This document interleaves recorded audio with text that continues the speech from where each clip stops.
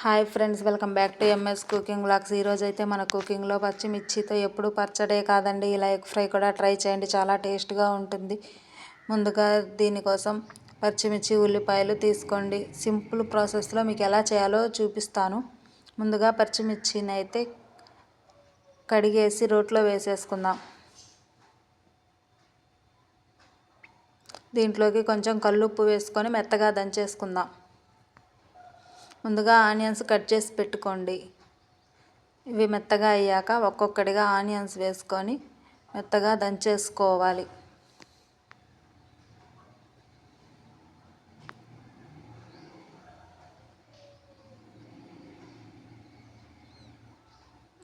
అన్నీ ఇలా ఆనియన్స్ వేసేసి మెత్తగా దంచేసుకుందాం.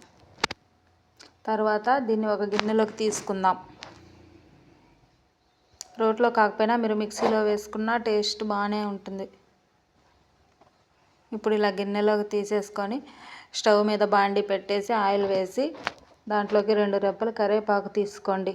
తర్వాత ముందుగా మనం పేస్ట్ చేసి పెట్టుకున్న పచ్చిమిర్చి పేస్ట్ని దీంట్లో వేసేసుకోవాలి. ఇది కొంచెం పచ్చివాసన పోయేంత వరకు బాగా వేయించుకుందాం.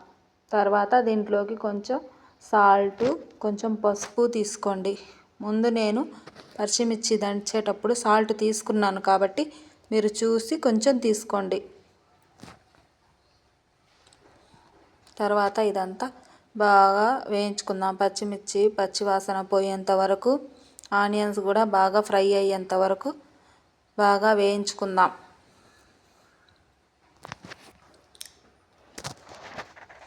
తర్వాత దీంట్లోకి ఇప్పుడు వేగిపోయాయి. దీంట్లోకి ఎగ్స్ పగలగొట్టి వేసేసుకుందాం. ఎగ్స్ వేసేసుకున్నాక దీన్ని బాగా కలిపేసుకోవాలి. ఇంతేనండి, సింపుల్ ప్రాసెస్లో అయిపోతుంది. తర్వాత ఎగ్ ఫ్రై చేసుకున్నట్టే బాగా ఫ్రై చేసుకుందాం. మీరు ఉప్పు చూసేసుకొని ఉప్పు సరిపోకపోతే మీరు ఇప్పుడైనా కలిపేసుకోవచ్చు. యమ్మీగా చాలా టేస్ట్ ఉంటుంది. ఎప్పుడూ ఒకే రకంగా కాకుండా ఇలా అప్పుడప్పుడు వెరైటీ చేసుకుంటే చాలా టేస్ట్గా, పిల్లలు కూడా ఇష్టంగా తింటారు.